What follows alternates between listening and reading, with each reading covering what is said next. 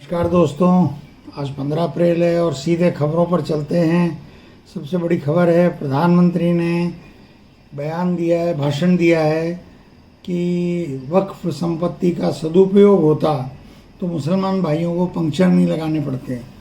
उनसे कोई पूछे आपने सर्वे किया है क्या, जनगणना तो आप करवा नहीं रहे हो कि कितने पंक्चर लगाने वाले कितने मुसलमान हैं और कितने हिंदू हैं। मेरे घर के सामने ये गणेश है, वो पंक्चर लगाता है, तो फिर हिंदुओं को भी आपने पंक्चर लगाने के लिए मजबूर कर दिया क्या मोदी जी? कुछ अपनी जबान पे, अपनी कुछ समझ पे, अपनी कुछ तो नियंत्रण होना चाहिए। आप समझ ही नहीं रहे आप क्या बोल रहे हैं। वक्फ कानून को जस्टिफाई करने के लिए कुछ भी आप बोलते जा रहे हैं। अब आप कह रहे हैं कि कांग्रेस को अध्यक्ष मुसलमान बनाना चाहिए, तो उससे वक्फ संपत्तियों का जो कानून बनाया उसका क्या संबंध है? और कांग्रेस ने तो अनेक बार मुसलमान अध्यक्ष चुने हैं और कांग्रेस में चुनाव की एक प्रक्रिया है। आप तो अपनी पार्टी का ही चुनाव नहीं करवा पा रहे हो। और हिंदू मजदूरों को आपने किस लायक छोड़ दिया है और हिंदू शिक्षित युवाओं की क्या हालत आपने बना दी है, ये प्रश्न आपसे कोई हिंदू अगर नहीं कर रहा है तो ये अलग बात है। मैं तो हिंदू भी हूँ, ब्राह्मण भी हूँ, पूछ रहा हूँ कि ब्राह्मणों में, बनियों में, राजपूतों में, मूल ओबीसी में, दलितों में, आदिवासियों में, अनुसूचित जाति वर्गों में और इवन कायस्थों में भी जो बेरोजगारी बढ़ती जा रही है, उसके लिए क्या आप जिम्मेदार नहीं हैं मोदी जी? लेकिन आप हैं, आत्ममुग्ध प्रधानमंत्री हैं। एक वो 14 साल से जो बिना जूते घूम रहा है, वो उससे कल आपने उसको जूता पहनाया है, ये कह करके कि भाई आपको इतने साल तक जूता जो है वो पहन लेना चाहिए था, ऐसा नहीं करना चाहिए।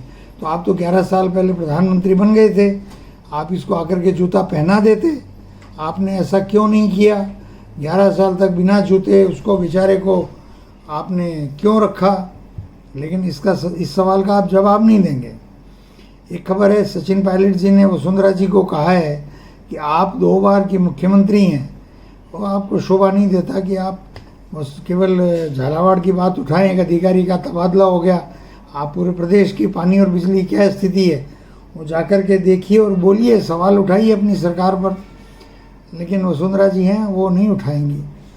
लेकिन सचिन पायलट जी ने उनको सही प्रश्न किया है और वो प्रश्न जो है वो बहुत ही मौलिक है।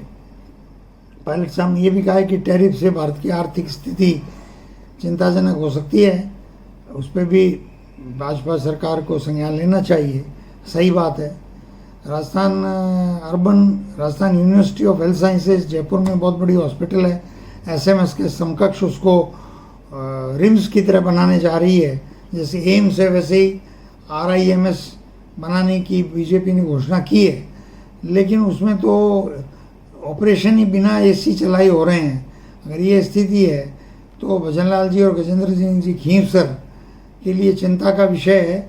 और जनता तो सब देख रही है, चुनाव आएंगे तब आपके साथ वही होने वाला है जो पायलट साहब ने कल और परसों कहा है। मेडिकल एजुकेशन में 2100 पद खाली हैं, जिसमें डेमोन्स्ट्रेटर भी हैं, लेक्चरर भी हैं, एसोसिएट प्रोफेसर भी हैं, प्रोफेसर भी हैं, सुपरिटेंडेंट भी हैं, फार्माकोलॉजिस्ट भी हैं, पैथोलॉजिस्ट भी हैं। तो अगर इतने पढ़ाने वाले लोग नहीं हैं मेडिकल एजुकेशन में, इतने कॉलेजेस खुल गए, तो फिर वो मेडिकल शिक्षा का कितना बुरा हाल है, इसको सोच करके ही बड़ी चिंता होती है। इंदिरा मीना जी की खबर छपी है तो ये तो जनता देख रही है। इंदिरा मीना जी भी विचार करें, भाजपा भी विचार करे कि राजनीतिक प्रतिशोध से न चलें और अपने व्यवहार के बारे में इंदिरा मीना जी भी विचार करें। जनता निष्पक्ष होकर देखती रहती है। गाड़ियों पर नेम प्लेट लगाने से कुछ नहीं होगा, ये डोटासरा जी ने बड़ी सही बात कही है। क्योंकि जो ब्लॉक्स के जो विधानसभा क्षेत्रवार कोऑर्डिनेटर लगाए, उनकी मीटिंग ली थी कल उन्होंने और रंधावा जी ने, जूली जी भी साथ थे। तो इसका मतलब ये हुआ कि वो लोग केवल नेम प्लेट लगा करके, ये तो मैं हमेशा से कहता हूँ, बड़ी गाड़ी हो गई, 2 दोस्त 4 दोस्त पीछे हो गए, नेम प्लेट लगा ली और फिर वो घूम रही है गाड़ी। ये नेतागिरी से कांग्रेस मजबूत होने वाली है नहीं। डोटासरा जी ने अगर मुद्दा उठाया है, चलो देरी से ही उठाया सही, तो ये मुद्दा तो है, कांग्रेस के सामने बड़ी चुनौती है। यहाँ कार्यकर्ता की तरह नेता काम करते नहीं हैं, और जिस दिन करने लग जाएंगे उस दिन पार्टी भी खड़ी हो जाएगी। जोगाराम जी ने कांग्रेस की अंतर्कलह की बात अखबारों में छापी है, तो अंतर्कलह तो बीजेपी में ज़्यादा है।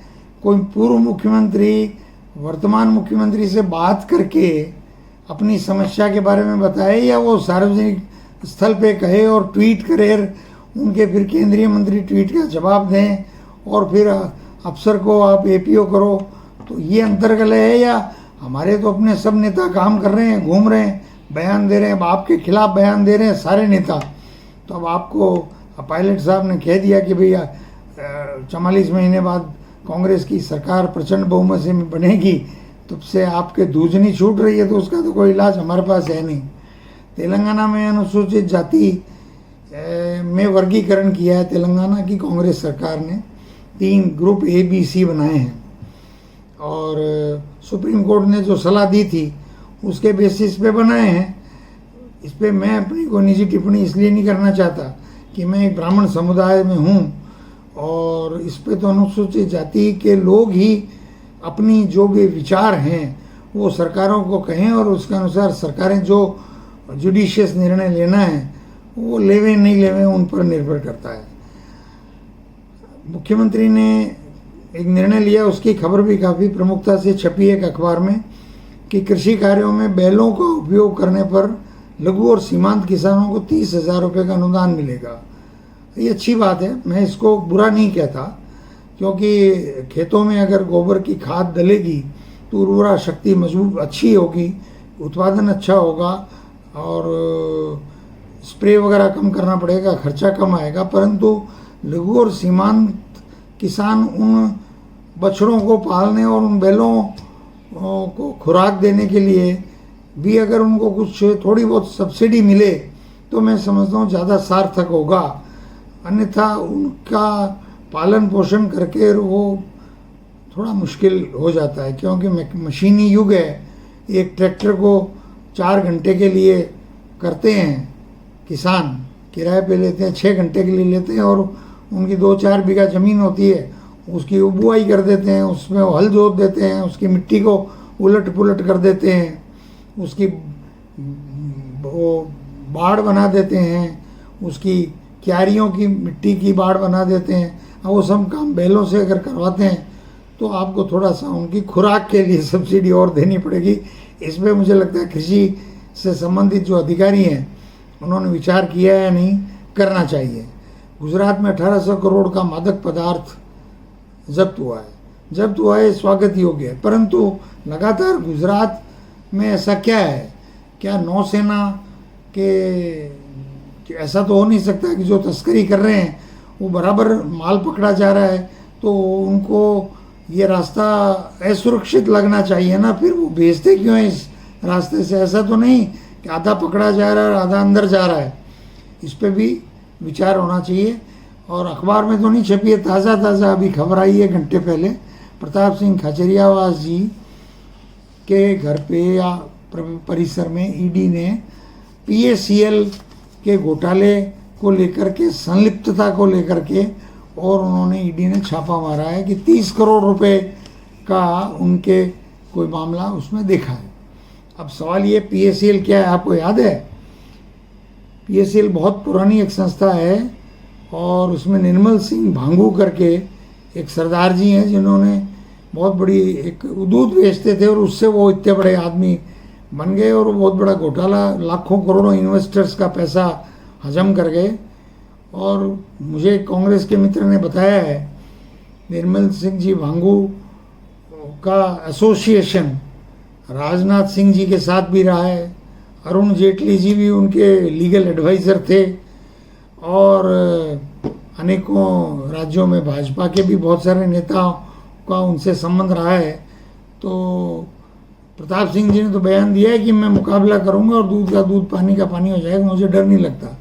लेकिन क्या मोदी सरकार की ईडी सभी भाजपा नेताओं जिन पर इसको लेकर के शक है उनकी भी जांच करेगी?